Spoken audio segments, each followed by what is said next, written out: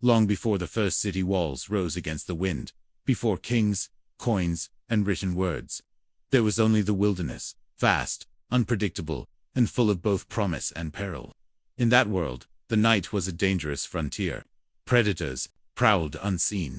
The cold could creep into the bones until it silenced the heart. And yet somewhere, in the glow of a flickering fire, a small circle of humans sat together.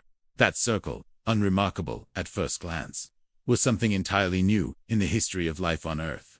Here were creatures that didn't just sleep in packs for warmth. They talked. They shared. They remembered firelight was more than just heat. It was a beacon of connection. Archaeologists believe the control of fire dates back at least 1 million years, with some evidence pushing it even further. But to understand its social impact, we have to picture more than a scientific fact. We have to imagine the scene. Flames dancing, shadows flickering across the walls of a cave, the smell of smoke and roasted meat, the sound of a child's laughter mixed with the crackle of burning wood. This was not just survival, it was the beginning of culture. Why was fire such a turning point? Because it gave humans time. Time to sit after the hunt, to tend to wounds, to tell stories, to plan. In those extra hours of light, the first seeds of cooperation were planted.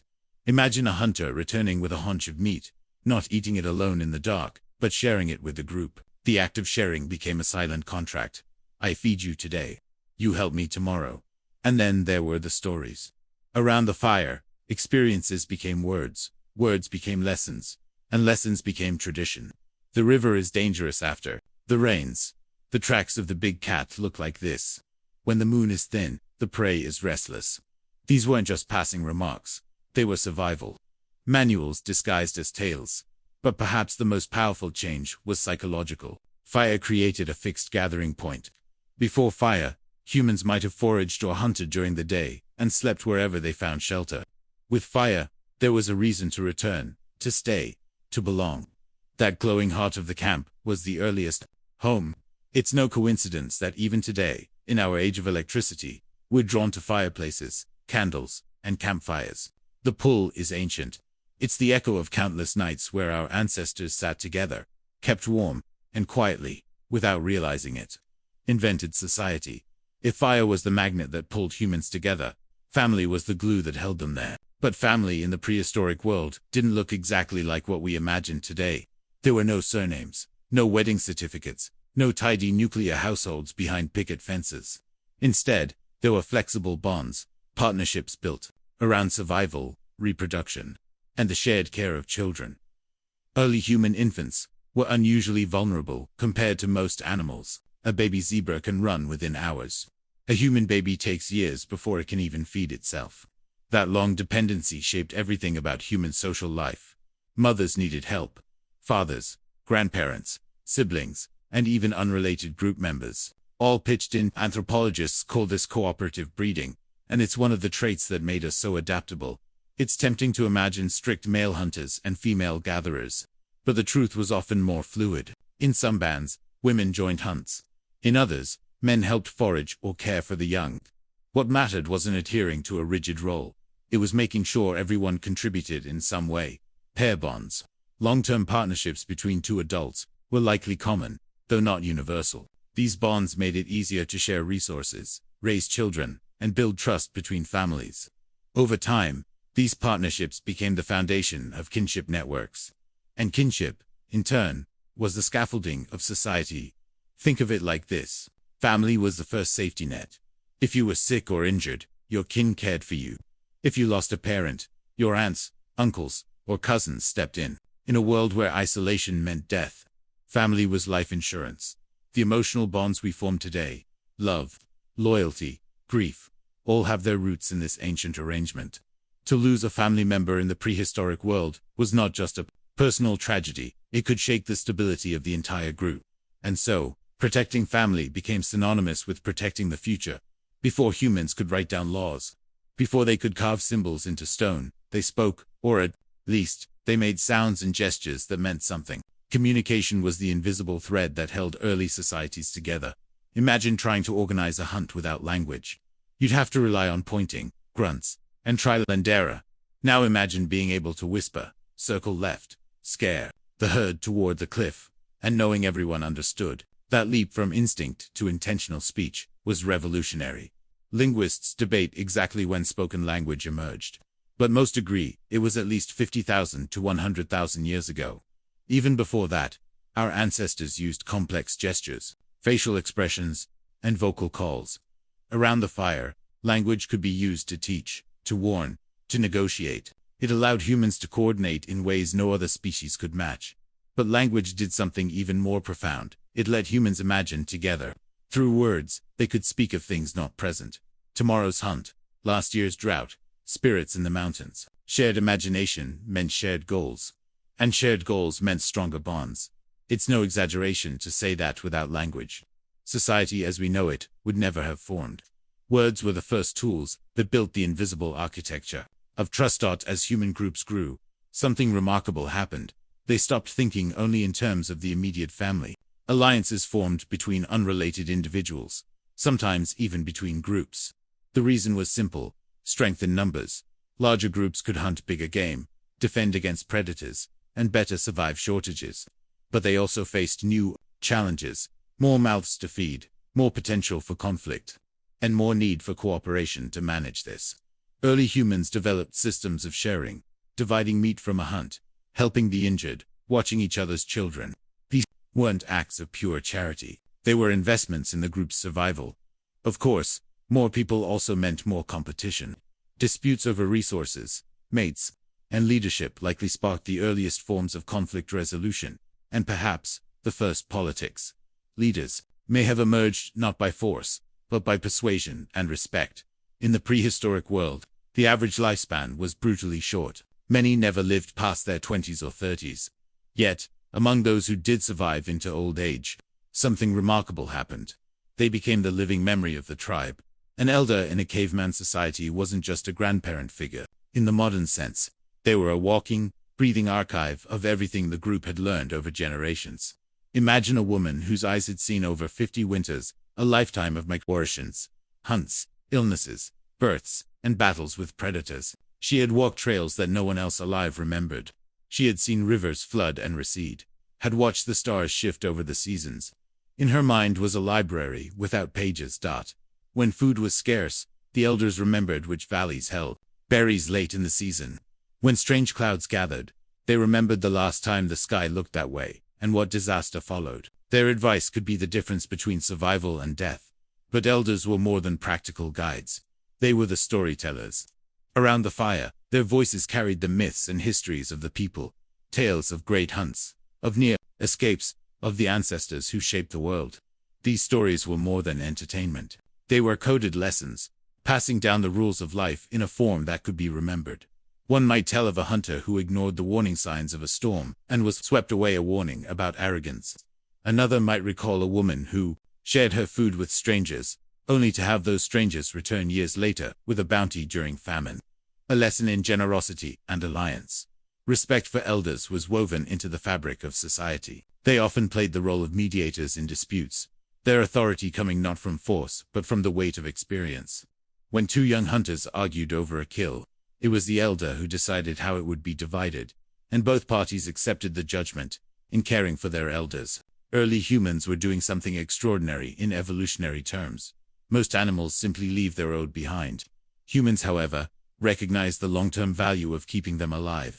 This grandmother effect, as scientists call it, meant that elders could help raise and teach children, freeing younger adults to hunt and gather.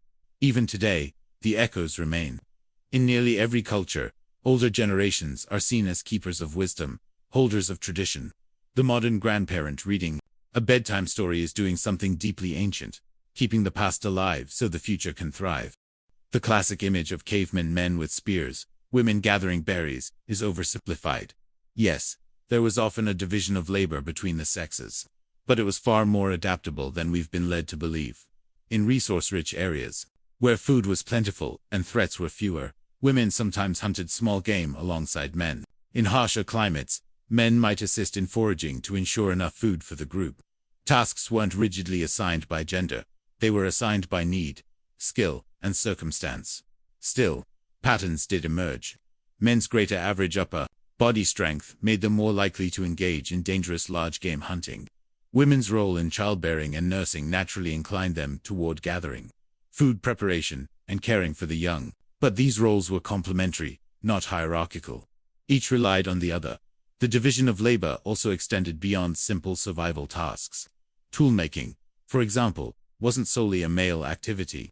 Evidence from archaeological sites shows women crafted stone tools, prepared hides for clothing, and helped design traps. In some cases, women were the keepers of plant knowledge, knowing which herbs could heal and which could kill. It's worth remembering that in small groups, every person's contribution was critical. A single failure could mean hunger or death. This created an unspoken respect between roles. The hunter might return with meat, but without the gatherer's plants and berries, the diet would be incomplete, and health would suffer. This mutual dependence shaped early gender relations in ways very different from later agricultural societies. In the open, dangerous landscapes of prehistory, equality was not an ideology, it was a necessity. At some point in our evolution, humans began to see more than just the physical world.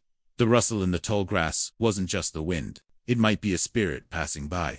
The strange shapes of clouds could be omens. The stars were not just distant lights, they might be ancestors watching. This shift from survival to meaning-making was a profound leap. Archaeologists find clues in burial sites, where bodies are laid to rest with tools, ornaments, and food. Why give the dead anything unless you believed they needed it elsewhere? Rituals likely began as a way to make sense of life and death, to give order to a chaotic world. They also reinforced social bonds. A group that buried its members together wasn't just marking a death, it was declaring, we belong to each other, even beyond life. Firelight ceremonies, rhythmic dances, chants, these were not just for show. They were moments when the entire group moved as one, their breathing, voices, and bodies synchronized. Modern science tells us such shared experiences trigger the release of hormones that build trust and connection. Our ancestors didn't know the biology, but they knew the feeling. Beliefs varied, of course. Some groups may have seen the sun as a powerful spirit, others, the animals they hunted. Some may have carved figures to protect them from harm. Over time, these spiritual systems became a shared language of identity, a way to know who was us and who was them. Even in the simplest societies, emotions ruled as much as reason. Love wasn't just a modern invention. It was the glue that held pairs together long enough to raise children in a dangerous world. Loyalty wasn't just a virtue. It was insurance that your allies would stand with you when the hunt failed or an enemy approached. But love could spark jealousy. Loyalty could clash with ambition. Conflicts over mates, resources, and leadership could split a group apart. Managing these tensions was one of the earliest tests of social intelligence. Sometimes, conflicts were resolved through ritual, perhaps a contest of skill or a formal exchange of goods. Sometimes, the solution was more drastic. One faction would simply leave and form a new camp. This constant fission and fusion of groups shaped human migration across the globe. Through it all, the emotional currents of trust and betrayal, affection and resentment, ran as deep as they do today. In many ways, the dramas of prehistoric life would be instantly recognizable to us. Only the stage and costumes have changed. Over time, family-based bands grew into larger, more organized units, clans and tribes. This shift was monumental. Clan wasn't just a bigger family, it was an alliance of families bound by kinship, marriage, and shared territory. Tribes were even larger, sometimes uniting multiple clans for mutual defense and cooperation. With these larger groups came new challenges. Decision-making became more complex. Leadership roles became more defined. Disputes between families had to be resolved without tearing the whole tribe apart. Clans developed symbols, totems, patterns, or colors that marked identity. Intermarriage between clans was used to strengthen alliances. Trade between tribes spread tools, ideas, and even songs over vast distances. This was the seedbed of civilization, humans learning to organize beyond the family, to imagine themselves as part of something bigger. If we strip away the skyscrapers, smartphones, and modern conveniences, what's left of us is not so different from those first communities. We still gather around light. Only now it's a glowing screen instead of a fire. We still form families, whether by blood or by choice. We still tell stories, pass on traditions, and seek leaders who can guide us through uncertainty. The echoes of our earliest societies are everywhere, in the way we care for our elders, in our rituals for marking life's milestones, in our instinct to band together when danger looms. The past is not gone. It lives in our bones, our instincts, our very need for one another. The cavemen may have vanished, but their society is still alive in us.